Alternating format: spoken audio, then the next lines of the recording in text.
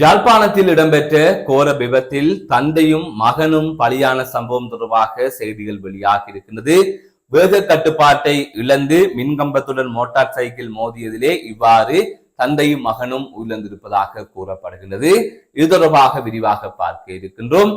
மற்றொரு செய்தியாக யாழ்ப்பாணத்தில் ஸ்டாலின் தொடரட்டும் தமிழ்நாடு வெல்லட்டும் என்று பதாதை வைக்கப்பட்டிருக்கிறது. ஏற்கனவே சீமானுக்கு யாழ்ப்பாணத்தில் பல இடங்களில் பதாதைகள் வைக்கப்பட்டிருந்தன, அதாவது கட் அவுட்கள் வைக்கப்பட்டிருந்தன. அது தொடர்பாக நான் நேற்றைய தினம் ஒரு செய்தி வெளியிட்டிருந்த போது இது ஒரு தவறான கலாச்சாரம், தவறான முன்னுதாரணம், இதனை சீமானே விரும்ப மாட்டார், ரசிக மனப்பான்மையில் செய்கின்ற இந்த செயற்பாட்டை ஏற்க முடியாது, இதே போல பலர் இவ்வாறு செய்வார்கள் என்று கூறியிருந்தேன். இந்நிலையில் தற்பொழுது ஸ்டாலினுக்கும் கட் அவுட் வைக்கப்பட்டிருக்கிறது. அது தொடர்பாகவும் பார்க்க இருக்கின்றோம். மற்றொரு செய்தியாக திமுக கூட்டணியில் இருக்கின்ற ஒரு கட்சி தான் மக்கள் நீதி மையம் எனப்படுகின்ற கட்சி. அந்த கட்சியின் தலைவராக கமல்ஹாசன் செயல்படுகின்றார். அவர் ஒரு காணொலியை வெளியிட்டிருக்கின்றார். அந்த காணொலியை சுமந்திரன் அவர்கள் பகிர்ந்திருக்கின்றார். எனவே சுமந்திரன் அவர்கள் திமுகவிற்கு ஆதரவான ஒரு நிலையில் இருக்கின்றார் என்று கூறப்படுகின்றது. அது தொடர்பாக நாம் தமிழர் கட்சியின் ஆதரவாளர்கள், தமிழக வெற்றி கழகத்தின் ஆதரவாளர்கள் இவ்வாறு பலர் சுமந்திரன் தொடர்பாக விமர்சனத்தை முன்வைத்து வருகின்றார்கள். ஆனால் அவற்றை கடந்து சுமந்திரன் செய்த இந்த விடயம் என்பது தமிழ் தேசிய அரசியலுக்கு ஆபத்தான ஒரு விடயம். அது என்னவென்பது தொடர்பாகவும் இதிலே பார்க்க இருக்கின்றோம்.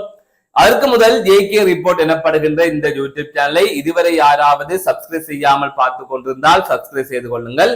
தொடர்ந்து அருகில் இருக்கின்ற பெல் பட்டினை கிளிக் செய்வதன் ஊடாக நான் போடுகின்ற ஒவ்வொரு காணொலிகளையும் நீங்கள் உடனுக்குடன் பார்க்கக்கூடிய வகையில இருக்கும். நான் நடராசா ஜெயகாந்தன். தற்பொழுது செய்திகளுக்குள்ளே செல்லலாம். யாழ்ப்பாணத்தில் அதிவேகம் காரணமாக தந்தையும் மகனும் உயிரிழந்த சம்பவம் பெரும் சோகத்தை ஏற்படுத்தி இருக்கின்றது. நேற்றைய தினம் இரவு 11:30 மணியளவில் உடும்புராய் சந்தியிலே ஒரு கோர விபத்தொன்று பதிவாகி இருக்கின்றது.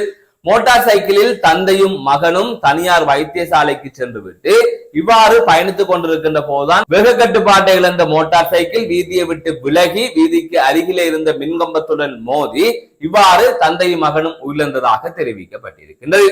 இவ்வாறு உயிரிழந்தவர்கள் ஏழாலை கிழக்கு பகுதியைச் சேர்ந்த 64 வயதான பரமேஸ்வரன் எனப்படுகின்ற நபரும், அது தவிர 23 வயதான கஜதீவன் எனப்படுகின்ற அவரது மகனுமே இவ்வாறு பலியாகி இருப்பதாக தெரிவிக்கப்படுகின்றது.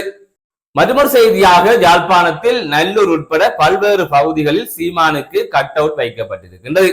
அது தொடர்பாக ஏற்கனவே செய்திகள் வெளியாகியிருந்தது.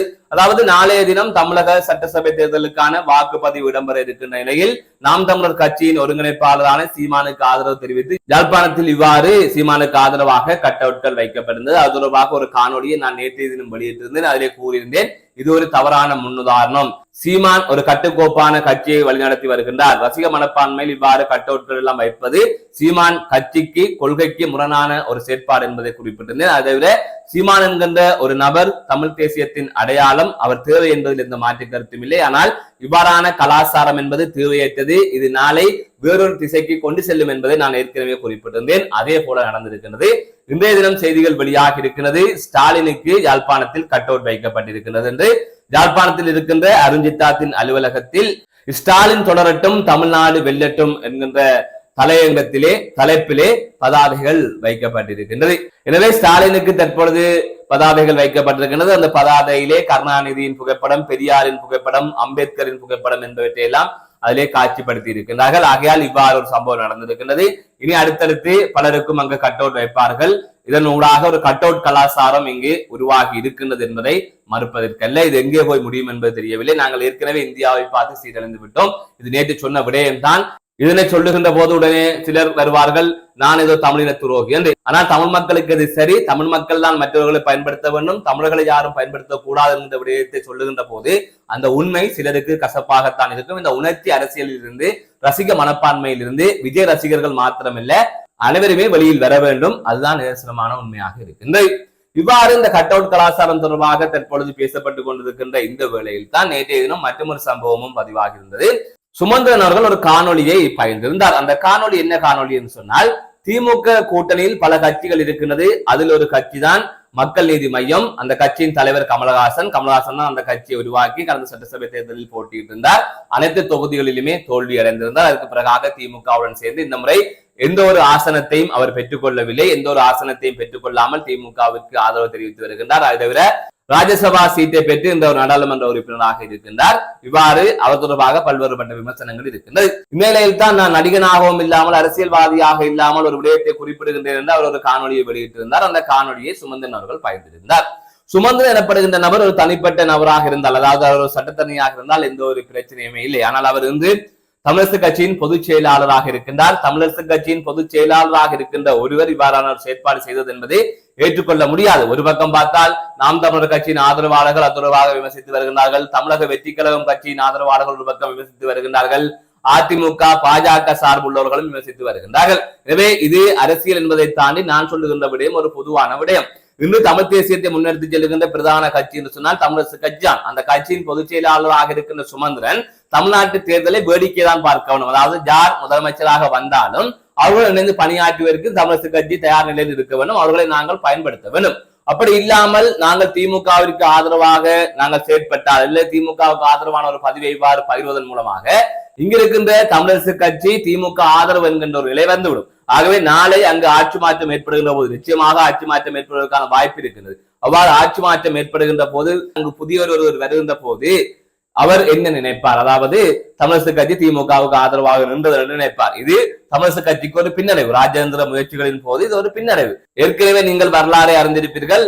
புலிகள் அமைப்பின் தலைவரான பிரபாகரன் அவர்களை எம்ஜிஆரும் அழைத்திருந்தார், கருணாநிதியும் அழைத்திருந்தார். ஆனால் தலைவர் எம்ஜிஆரை பார்க்கத்தான் சென்றார். அது ஒரு பெரும் கோபமாக அப்போது கலைஞருக்கு இருந்தது என்கின்ற ஒரு கருத்தை அல்லது ஒரு செய்தியை நீங்கள் அடிக்கடி கேள்விப்பட்டிருப்பீர்கள். அப்படி இருக்கின்ற போது அப்போது அவர் செய்த விடயம் சரி. ஏனால் எம்ஜிஆர் அவ்வளவு தீவிர ஆதரவாளராக இருந்தார். ஆனால் அப்படி சென்றதற்காக கருணாநிதிக்கு ஒரு கோபம் இருந்து அந்த கோபம் தான் பிற்காலத்தில் 2009 உள்நாட்டு யுத்தம் முடிவுக்கு வருகின்ற போது காங்கிரசுடன் இணைந்து திமுக செயற்படுவதற்கு ஒரு காரணமாக இருந்தது என்கின்ற ஒரு விடயமும் சுட்டிக்காட்டப்படுகின்றது. எனவே ராஜேந்திர ரீதியாக நம்ம செயற்பாட்டை முன்னெடுத்து செல்லுகின்ற போது அது தொடர்பாக நாங்கள் சிந்திக்க வேண்டும். அதை விட திமுகவுக்கு ஆதரவு அளிக்க வேண்டிய ஒரு தேவையில்லை. திமுக தமிழர்களுக்காக எதுவும் செய்யவும் இல்லை.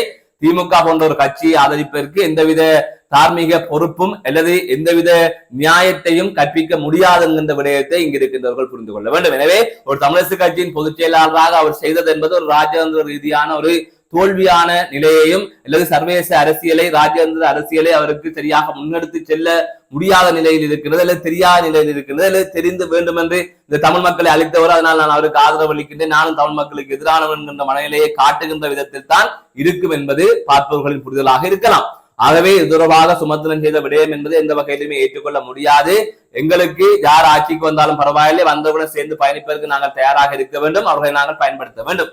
ஆனால் இங்கு அனைத்துமே மாறித்தான் நடக்கின்றது. எப்போதுமே இந்திய அரசுக்கு அடிமையாக இருக்க பழகிவிட்ட இந்த தமிழரசு கட்சி அரசியல்வாதிகள் அல்லது தமிழ் தேசிய அரசியலை முன்னெடுத்து செல்லுகின்ற அரசியல்வாதிகள் இப்போது திமுகவிற்கு கொத்தடிமைகளாக, அதாவது கமலஹாசன் அங்கு எப்படி கொத்தடிமையாக மாறினாரோ, திருமாவளவன் எப்படி கொத்தடிமையாக மாறினாரோ, அதே போல பிரேமலதா எப்படி கொத்தடிமையாக மாறினாரோ, அதே போலதான் அந்த பட்டியலில் இப்போது இலங்கையிலிருந்து தமிழரசு கட்சியும் சேர்ந்து விட்டதா என்கின்ற பெரும் கேள்வியும் இருக்கின்றது. மீண்டும் ஒரு காணொலி சந்திக்கின்றேன். நான் நடராஜ் அஜயகாந்தன்.